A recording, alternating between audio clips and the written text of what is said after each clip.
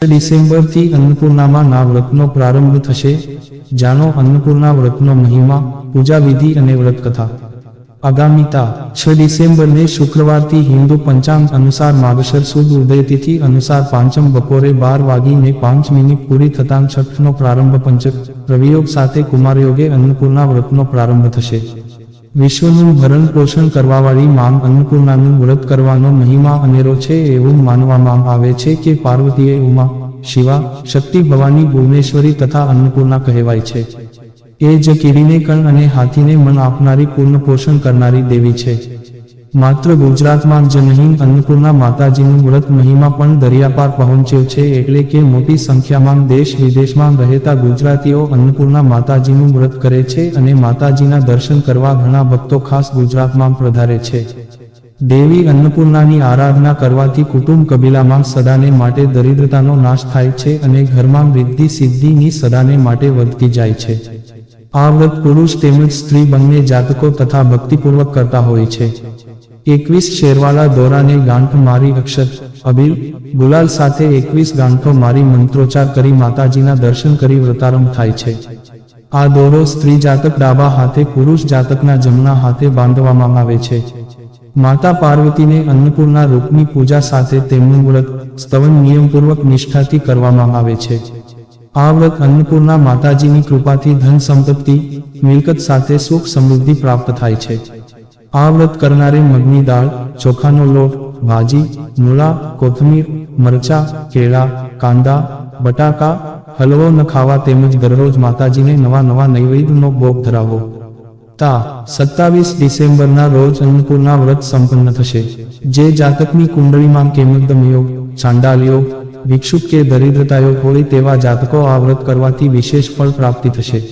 માતા અન્નપૂર્ણા વ્રતની વિધિ. માગશર માસની શુક્લ પક્ષ છઠ તિથિથી અન્નપૂર્ણા વ્રત શરૂ થાય છે. આ દિવસે પ્રાત કાળે સ્નાનાદિથી પરવારી અન્નપૂર્ણાનું વ્રત કરનારી શ્રી સૂતરના 21 તારનો દોરો 21 ગાંઠવાળી એક ગાંઠે માં અન્નપૂર્ણાનું નામ બોલી ડાબા હાથે બાવડે બાંધે છે અથવા તો ગળામાં ધારણ કરે છે. આ વ્રત દરમિયાન સ્ત્રીઓ ઉપવાસ અથવા એક ટાઈમ ભોજન લે છે. વ્રત પૂરું થયા બાદ દોરાને જળમાં અથવા તો પૂજા સ્થાનમાં રાખે છે.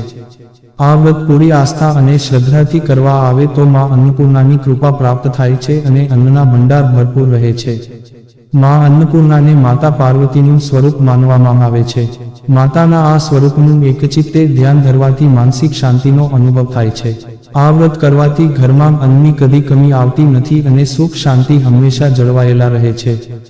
21 દિવસનું આ વ્રત હોવાથી 21 એકટાણામ કરવા. બાજોઠ પર માં અન્નપૂર્ણાની તસવીર મૂકી, ઘીનો દીવો કરી, વાર્તા સાંભળ્યા પછી જ એકટાણું કરવું. વ્રત પૂરું થયે અન્નદાન કરવું. આ વ્રતના પ્રતાપે દુઃખ દરિદ્ર ટળે છે, મૂર્ખ જ્ઞાન પામે છે અને અંધને આંખો, વાંઝિયાને સંતાન મળે છે. આ વ્રતનો મહિમા અપરંપાર છે. વ્રત કરનારે વ્રતનો ભંગ ન થાય એનું ખાસ ધ્યાન રાખવું. જો ભૂલથી ખવાઈ હોય તો બીજા દિવસે નકોરડો ઉપવાસ કરવો. માતા અન્નપૂર્ણા વ્રત કથા. કાશી નગરીમાં એક બ્રાહ્મણ અને એક બ્રાહ્મણી રહેતા હતા. તેઓ ખૂબ જ ગરીબ હતા. તેઓ ભિક્ષાવૃત્તિ કરી પોતાનું ગુજરાન ચલાવતા હતા. પરંતુ તેમના નસીબ સારા ન હોવાથી ગમે તેટલી ભિક્ષાવૃત્તિ કરવા જાય તો પણ બંને ગુજરાન ચાલે તેટલી ભિક્ષા આવતી નહીં.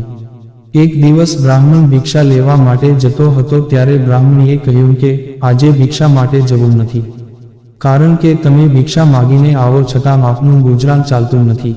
માટે કોઈ પ્રભુ કે દેવી ઉપર શ્રદ્ધા રાખી તેની સેવા પૂજા કરો, તો તમારા સામુ પ્રભુ કે માતાજી જરૂર જોશે અને આપના નસીબ આડેથી પાંદડું ખસી જશે. બ્રાહ્મણને આ વાત સાચી લાગી. તેથી તેની બાજુમાં દેવી અન્નપૂર્ણાનું મંદિર હતું. તેની શ્રદ્ધાથી એક ચિત્તે પ્રાર્થના કરવા લાગ્યો.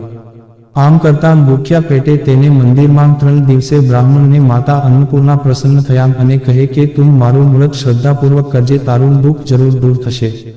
ત્યારે બ્રાહ્મણે કહ્યું કે માતાજી તમારું વ્રત કેવી રીતે થાય તેની મને વિધિ કહો. ત્યારે માતાજીએ કહ્યું કે અહીંથી થોડે દૂર પૂર્વમાં એક સરોવર છે, ત્યાં ઘણી બહેનો વ્રત કરતી હશે, તે તને તેની વિધિ જરૂર કહેશે.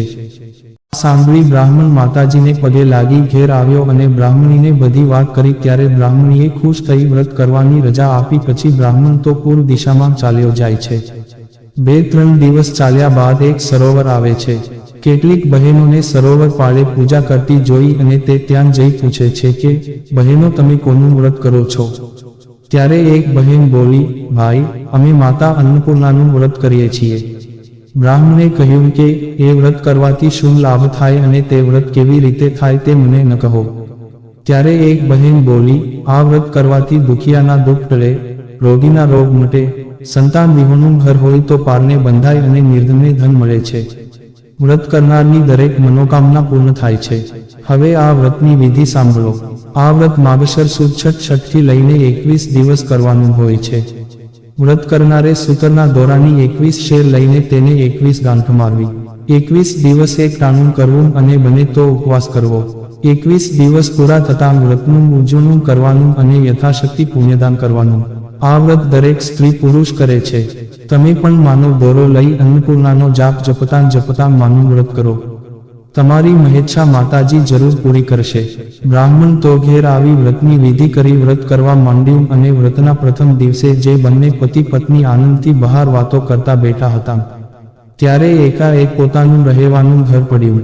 પરંતુ આમાં માની જરૂર કાની મહેચ્છા હશે તેમ માની બંને પતિ પત્નીએ ઘરનો કાટમાળ દૂર કરવા માંડ્યો તો સોનામહોરથી ભરેલો એક ચરુણ મળ્યો. એમાંથી 2-4 સોનામહોર વેચતા તેમાંથી ઘણા પૈસા આવ્યા. તેમાંથી બંને પતિ પત્ની નવું સરસ મકાન લઈ રહેવા લાગ્યા. એક દિવસ બ્રાહ્મણીએ પોતાના પતિને કહ્યું કે માતાજીએ તમને ઘણું જ ધન આપ્યું છે તો ધનના વાપરનારની ખોટ છે.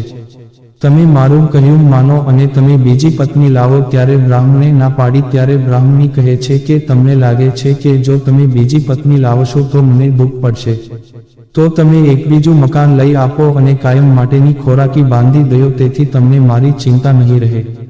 આમ ઘણી સમજાવટના અંતે તે બીજી પત્ની લાવ્યો. તેથી જૂની પત્ની નવા મકાનમાં રહેલા લાગી અને જૂના મકાનમાં નવી પત્ની અને તેનો પતિ રહેવા લાગ્યા.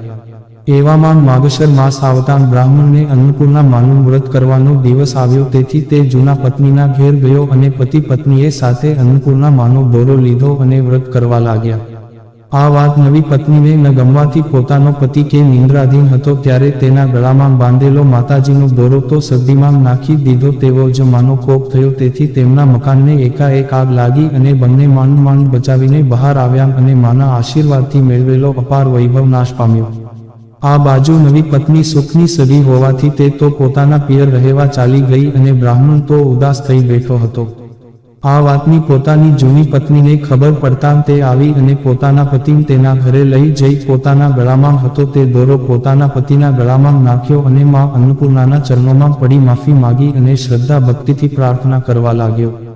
આથી માતાજી પ્રસન્ન થયા અને રાત્રે બ્રાહ્મણને સ્વપ્નમાં આવ્યા. કહે કે તારે સંતાનની ખોટ હતી તો મને કહેવું હતું, તે નવી પત્ની શા માટે કરી? જા, હું તારી ઉપર પ્રસન્ન થઈ છું અને 9 માસ પછી તારી જૂની પત્નીને પેટે પુત્ર થશે અને તારા મુખે સરસ્વતીએ મંત્ર લખ્યો છે, તેથી તારી ખ્યાતિ પણ દેશપદેશ વધશે. હવે બીજી વાર ભૂલ ન કરતો.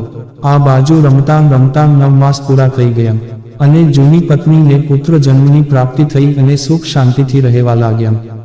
આ વાતની નવી પત્નીને ખબર પડતાં તે પણ આવી પોતાની ભૂલની માફી માંગી અને માતા અન્નપૂર્ણાનું વ્રત કરવાનો સંકલ્પ કર્યો અને સુખ શાંતિમાં રહેવા લાગ્યા. જય અન્નપૂર્ણામાં. જેવા બ્રાહ્મણ પતિ પત્નીને ફળ્યા તેવા તમારી વાર્તા લખનાર, વ્રત કરનાર, વાંચનાર, સાંભળનાર સર્વની મનોકામના પૂર્ણ કરજો. જય માં અન્નપૂર્ણામાં. જો મિત્રો તમને અમારો આ વિડીયો પસંદ આવ્યો હોય તો લાઈક, શેર, સબસ્ક્રાઇબ કરવાનું ભૂલશો નહીં. આવા નવા વિડીયો જોવા માટે અમારી YouTube channel Gujarati Hindi motivational સ્ટોરીને સબસ્ક્રાઇબ કરો. બાજુમાં રહેલ બેલ બટન ક્લિક કરો તેથી તમને અમારા નવા વિડીયોની નોટિફિકેશન મળે. ધન્યવાદ. નોંધ: આ વિડીયોમાં આપેલી કોઈ પણ માહિતીની ચોકસાઈ અથવા વિશ્વસનીયતાની ખાતરી આપવામાં આવતી નથી. આ માહિતી જ્યોતિષ, પંચાંગ, માન્યતાઓ અથવા ધાર્મિક ગ્રંથો જેવા વિવિધ માધ્યમોમાંથી એકત્રિત કરવામાં આવી છે અને તમારી સમક્ષ રજૂ કરવામાં આવી છે. અમારો ઉદ્દેશ્ય માત્ર માહિતી પૂરી પાડવાનો છે.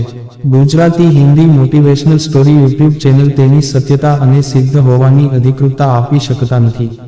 કોઈ પણ રીતે તેનો ઉપયોગ કરતા પહેલા કૃપા કરીને સંબંધિત નિષ્ણાતની સલાહ અચૂક લેવી.